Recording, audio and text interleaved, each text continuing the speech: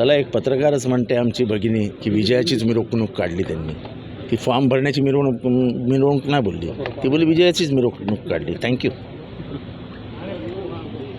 हे सगळं चित्र जे आहे, भाजपने माननीय मुख्यमंत्र्यांना कोंडीत पकडून ठेवलं आहे. कल्याण डोंबिवलीमध्ये भाजप उतरायला तयार नाही आणि तिथे आम्हालाच सीट पाहिजे हा दबाव ते कायम करतात. त्यांच्या बैठका सुरू झाल्या लोकसभेअंतर्गत.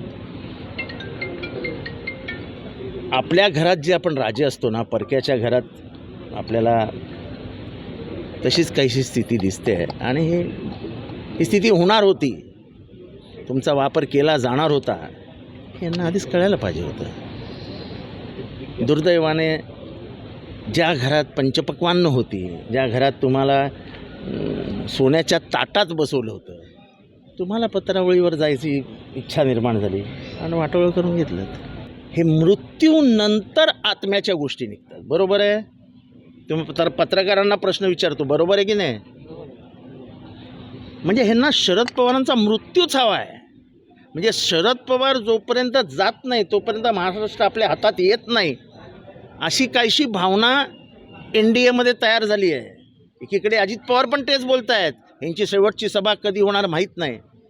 हे काय प्रचाराची पातळी झाली हो. म्हणजे आपण एखादा जर वयोवृद्ध माणूस असेल तर त्याला 100 वर्ष देवाने जगवावं असं म्हणतो.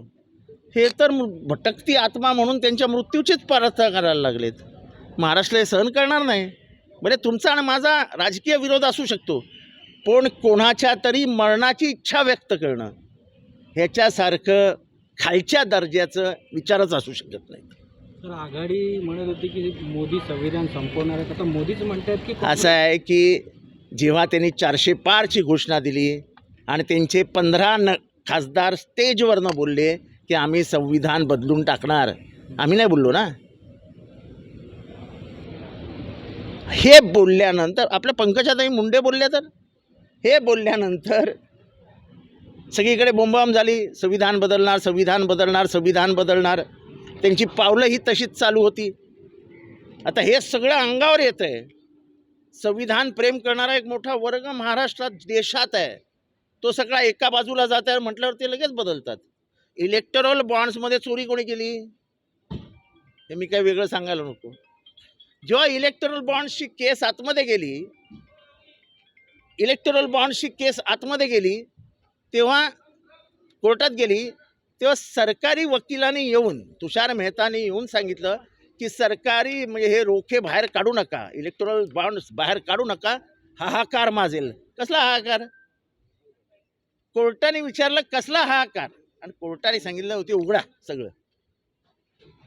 आणि कोर्टाच्या आग्रही भूमिकेमुळे भारतातला इतिहासातला सर्वात मोठा भ्रष्टाचार बाहेर आला. हा मोदी साहेबांमुळे नाही आला, हा सुप्रीम कोर्टामुळे आला. मी त्याच्यातला एकच नमुना सांगतो की भ्रष्टाचार काय लेवलला होता. झायडस कॅडिला नावाची कंपनी होती, त्यांना रेमडेसिवीर बनवण्याचा अधिकार मिळाला. तोपर्यंत वर्ल्ड हेल्थ ऑर्गनायझेशनकडनं निरोप आले होते की तुम्ही रेमडेसिवीर वापरू नका, त्याचे भयंकर मोठे परिणाम तुम्हाला आत्ताही दिसतील आणि नंतरही भोगावे लागतील. झायडस कॅडिलाला गुजरातमधनं FDAची परमिशन मिळाली, फूड अँड ड्रग ॲडमिनिस्ट्रेशनची, आणि त्यांनी भारतभर विकायला सुरुवात केली. त्याच्यातल्या काही राज्यांनी कळवलं की ह्याच्यात फंगस आहे, ह्याच्यात बॅक्टेरिया आहेत, लोक मरत आहेत. कोणीही लक्ष दिलं नाही. आपण रेमडेसिवीर देतच गेलो. आता लक्षात येत आहे की रेमडेसिवीर म्हणजेच झायडस कॅडिला यांनी 85 कोटी रुपये इलेक्ट्रोल बॉन्ड्समध्ये भाजपाला दिले होते. म्हणजे लोकांचा मृत्यू झाला तरी चालेल, पण आम्हाला इलेक्शन लढवायला पैसे द्या. 4800 कोटी रुपये त्यांच्या बँकेत आहेत. हा आमच्या इथला एक बोगदा आहे, बोरिवली ठाणा, तिथे एक रस्ता आहे, समृद्धी हायवेला एक रस्ता 1600 कोटीचा, एक रस्ता 1500 कोटीचा. 15,000 आणि 16,000, 31,000च्या अगेन्स्ट मेगा इंजिनिअरिंगने 1,000 कोटी रुपये दिले. म्हणजे धंदा लो चंदा दो, धंदा लो चंदा दो. हाच तर धंदा चालू होता. आणि त्यामुळे आता बोलायला कुठलेच विषय नाही. मग हे भटकती आत्मा, हे काहीतरी मंगळसूत्र. मणिपूरच्या वेळेस तुम्हाला मणिपूरच्या बायकांचं मंगळसूत्र नाही आठवलं? त्या बिन मंगळसूत्राच्या होत्या.